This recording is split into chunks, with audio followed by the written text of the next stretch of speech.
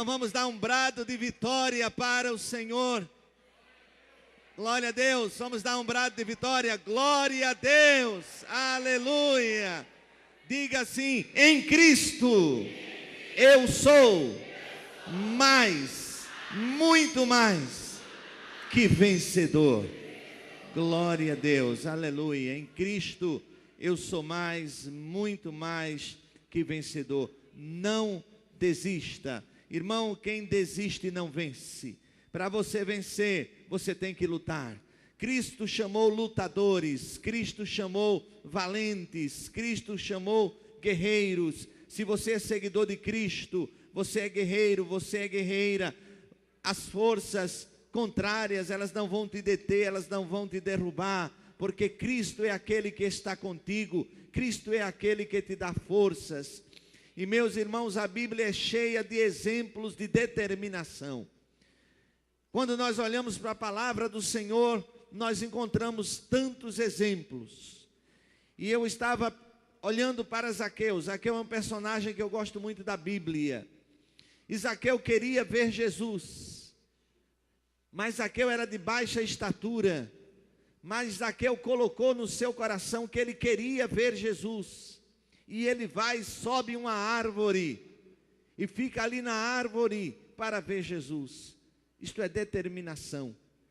A Bíblia fala de um cego chamado Bartimeu, que ele queria ser curado, e Jesus ia caminhando e uma multidão ia com Jesus, e o cego Bartimeu começa a gritar: Jesus, filho de Davi, e a multidão que ia com Jesus dizia: cala a boca, você está atrapalhando Jesus, e ele: Jesus, filho de Davi, tem misericórdia de mim, e o povo: cala a boca, e ele mais alto: Jesus, e Jesus parou, voltou e disse: o que queres que eu te faça? Aquele homem teve a determinação de correr atrás do seu milagre. E o que dizer da mulher do fluxo de sangue, 12 anos padecendo de uma enfermidade, a mulher que não podia publicamente tocar no homem, ainda mais alguém na condição dela, e aquela mulher rompe a multidão, toca nas vestes de Jesus. Isto é determinação.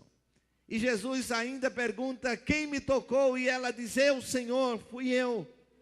Então a Bíblia é cheia de exemplos de determinação.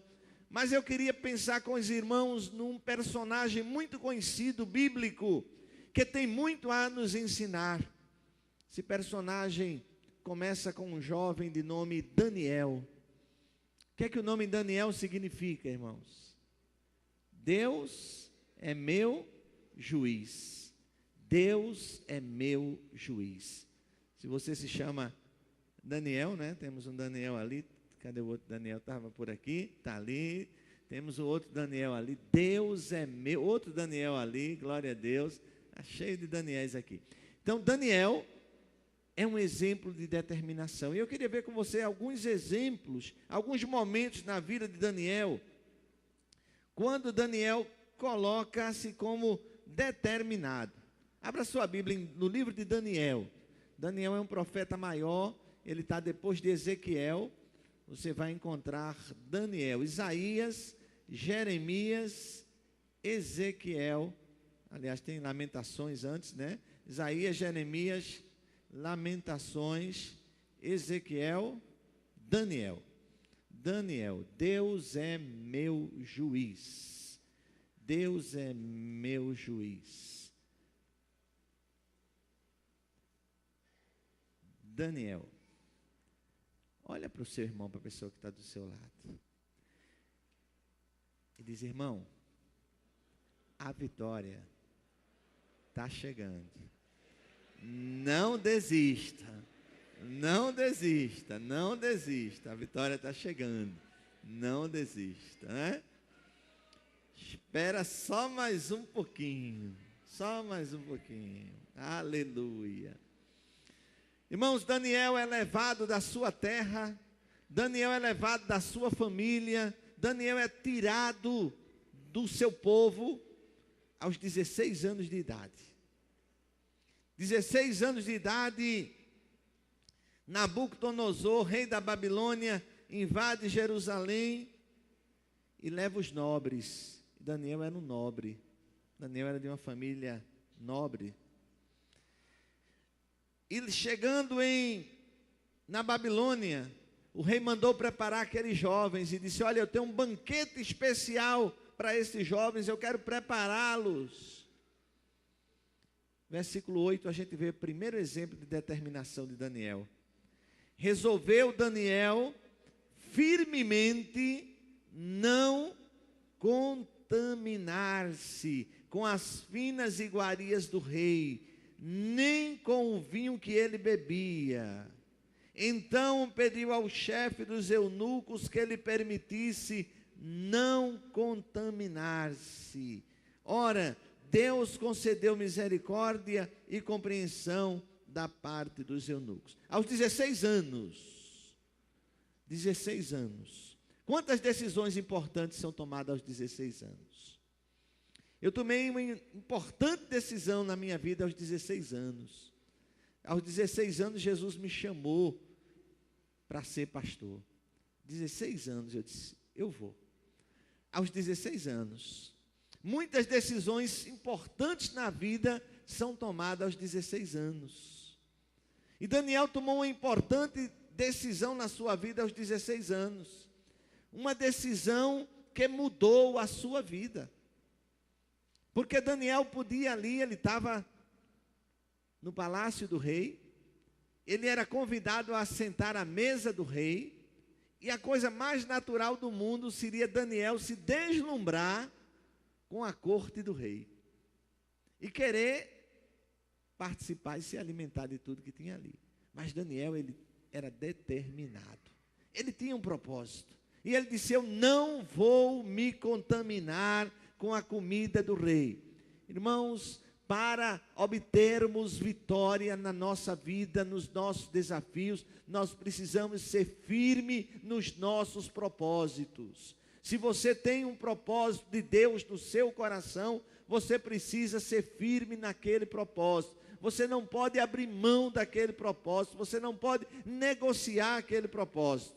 E Daniel não negocia o seu propósito. Resultado, depois de algum tempo, diz a Bíblia que Daniel e os seus 3 amigos estavam mais fortes, estavam mais bonitos, estavam mais inteligentes do que quem se alimentou dos manjares do rei.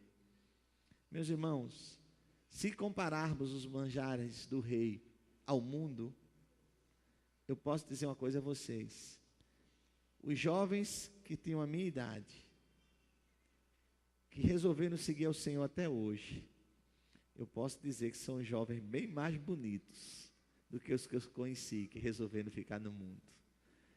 Em todos os sentidos. Deus honra quem honra a Ele. Deus honra quem tem compromisso com Ele. E Daniel foi determinado neste momento, e Daniel começa a ganhar espaço no reino, porque ao contrário do que a gente pensa, às vezes nós pensamos que quando a gente abre mão dos nossos valores, a gente vai ser aceito. E às vezes a gente abre mão, mas a gente não é aceito. O inimigo, se você não é fiel ao seu Deus, você vai ser fiel a quem mais? E aí Daniel começa a ser admirado pelo rei, respeitado pelo rei, começa a participar da mesa do rei, mas isso desperta inveja. Inveja. Inveja não é você querer ter o que o outro tem. Inveja é você não querer que o outro tenha o que ele tem.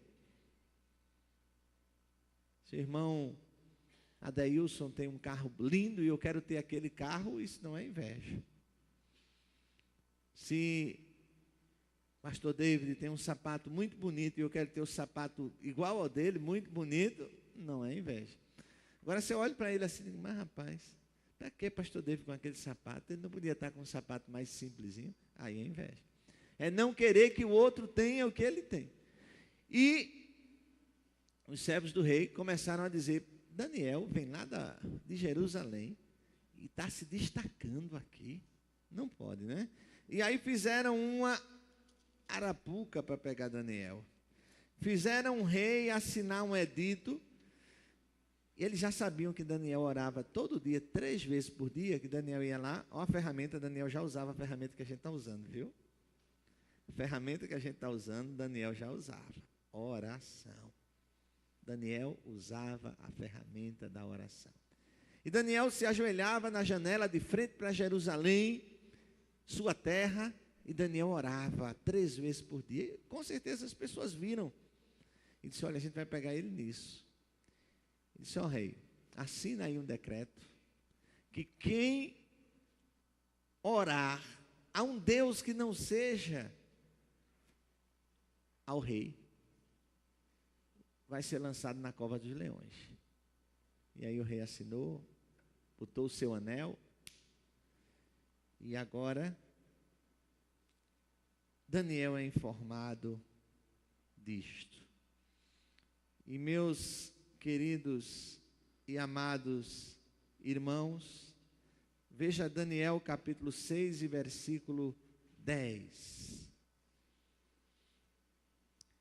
Daniel, pois, quando soube que a escritura estava assinada, entrou em sua casa e em cima no seu quarto, onde havia janelas abertas de Jerusalém, 3 vezes por dia se punha de joelhos e orava e dava graças diante do seu Deus, como costumava fazer. Ou seja, Daniel não parou, Daniel não deixou de orar, porque ia ser lançado na cova dos leões. Daniel manteve a sua determinação. E aí você conhece a história, Daniel é lançado na cova dos leões, mas Deus, eita Deus, glória a Deus, o Deus de Daniel. Deus foi lá e fecha a boca, leão. E o leão fechou a boca. Não é? O leão jejuou. Nós estamos usando, não é a ferramenta do leão não, viu? Porque o leão não jejuou porque quis não, jejuou porque Deus fechou a boca dele. O leão jejuou. Deus livrou Daniel pela sua determinação. E a terceira determinação de Daniel, e última determinação, Daniel soube do castigo de Deus para o seu povo. E aí Daniel resolve orar. E o capítulo 9, eu não vou ler com você, mas está no plano de leitura diária que você recebeu. Você recebe depois. Você vai ler e você vai ver o que Daniel faz quando sabe esta notícia. Uma notícia ruim para o seu povo. É um capítulo lindo. Se queres orar, ajoelha-te ou apresenta-te sem medo. Daniel começa a orar ao Senhor. E meus queridos e amados, Daniel resolve fazer um jejum. Olha, estamos usando 2 ferramentas que Daniel usava. Daniel usava a ferramenta da oração e Daniel usava a ferramenta do jejum. Só que Daniel resolve agora jejuar 21 dias. 21 dias Daniel resolve jejuar para pedir ao Senhor pelo seu povo. Veja, Daniel capítulo 9, versículo 3. Voltei o rosto ao Senhor para o buscar com oração e súplicas, com jejum, pano de saco e com cinzas. Então Daniel resolve orar ao Senhor. Capítulo 10, versículo 2. Naqueles dias eu, Daniel, pranteei durante 3 semanas, 21 dias. Manjar desejável não comi, nem carne, nem vinho entraram na minha boca, nem me ungi com óleo algum, até que passaram as 3 semanas. Daniel se coloca em oração diante do Senhor. Daniel tinha um pleito diante de Deus. E eu sei que muita gente que está aqui nesta noite, que está com a cartela dos propósitos na mão, tem também um desafio diante do Senhor. Está buscando uma resposta do Senhor. Daniel estava buscando uma resposta do Senhor. Daniel estava dizendo: Senhor, responde a minha oração, responde a minha súplica. E durante 21 dias Daniel orou ao Senhor. E parecia que o Senhor não respondia à oração de Daniel.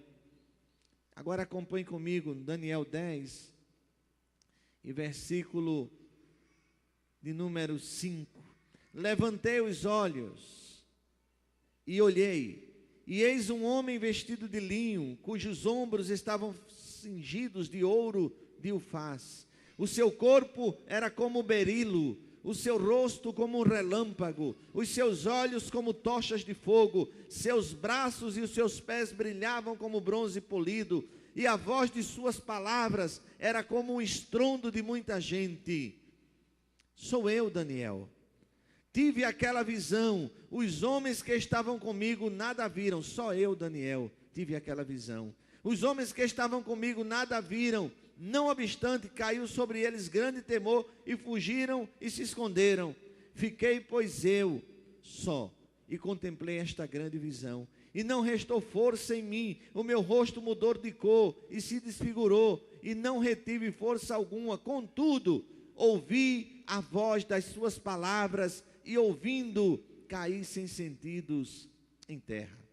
Eis que certa mão me tocou e sacudiu-me e me pôs sobre os joelhos e as palmas das minhas mãos. Ele me disse: Daniel, homem muito amado.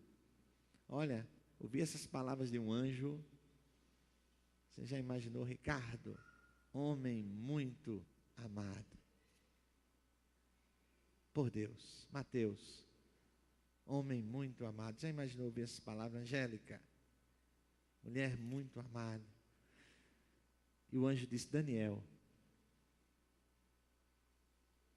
homem muito amado. Não temas, Daniel, porque desde o princípio em que aplicaste o coração a compreender e humilhar-te perante o teu Deus, foram ouvidas as tuas palavras. De Jesus, irmãos, desde que você colocou este propósito no seu coração, Deus está contemplando o seu propósito. Deus está contemplando a sua vida. Deus está contemplando a sua oração. Não é? Quando você diz: Senhor, eu vou entrar nesse negócio. Senhor, eu sei que esse negócio é teu, esse negócio é do céu. Esse negócio não é do pastor Jorge, mas é do Senhor, vem do alto. Essa estratégia o Senhor deu a ele, mas essa estratégia vem do Senhor. E eu vou entrar nesse propósito. Desde que você entrou neste propósito, que o Senhor tem ouvido, que o Senhor está olhando, que o Senhor tem contemplado a sua oração, o seu pedido, a sua luta. E ele diz: foram ouvidas as tuas palavras, e por causa das tuas palavras é que eu vim. Irmãos, aí tem uma coisa muito interessante agora. Mas o príncipe do reino da Pérsia, o príncipe do reino da Pérsia aqui é uma potestade do mundo espiritual. O príncipe do reino da Pérsia me resistiu por 21 dias. Daniel começou a orar, Deus liberou a bênção para Daniel, mas os principais e potestades estavam impedindo que a bênção de Deus chegasse sobre Daniel. Às vezes, Deus já pode ter derramado a bênção sobre a tua vida, mas o inimigo está tentando impedir que essa bênção chegue. Mas as ferramentas que você está usando vai abrir a porta dos céus para essa bênção chegar. E meus irmãos, versículo 13 diz: o príncipe da Pérsia me resistiu por 21 dias, porém Miguel, um dos primeiros príncipes, Miguel é o anjo, o arcanjo, um dos primeiros príncipes, veio para ajudar-me, e eu obtive vitória sobre o rei da Pérsia. Agora vim fazer-te entender o que há de suceder ao povo. Depois de 21 dias, Daniel orando, Daniel buscando, depois de 21 dias de luta espiritual, onde os principados e potestades queriam impedir que a bênção chegasse, diz o anjo que Deus manda o arcanjo para lutar. Deus manda o reforço, a milícia celestial para lutar, para que a bênção chegasse. Primeira coisa, meu querido e amado irmão, você não está sozinho na luta que você está enfrentando. Há milícias celestiais batalhando por você, com você. O próprio Jesus disse: eis que estou contigo todos os dias. A palavra do Senhor diz que Deus acampa o anjo ao redor dos que o temem e o buscam. Deus acampa um anjo, o Senhor pelejará por vós, diz a palavra do Senhor. O Senhor pelejará por você, a tua bênção vai chegar, aquilo que o Senhor determinou na tua vida vai acontecer, porque Deus é Deus de vitória, porque Deus batalha por aqueles que nele confiam, porque Deus é Deus de vitória, Deus é Deus de êxito, e Deus quer que você tenha uma vida vitoriosa. Eu olho para a igreja e vejo um povo vitorioso. Eu não olho para a igreja e vejo um povo encolhido, um povo de cabeça baixa, um povo triste. Não, eu olho para a igreja e vejo um povo alegre, um povo jubiloso, um povo abençoado, um povo vencedor, porque o Deus da igreja é um Deus de vitória. Então eu olho para a igreja e vejo um povo vencedor, um povo que marcha, um povo que brilha, um povo que tem a bênção do Senhor sobre a sua vida. A bênção de Daniel chegou. Houve uma batalha do arcanjo. O arcanjo veio e batalhou. A tua batalha já foi vencida na cruz por Cristo. E agora a tua vitória também vai chegar.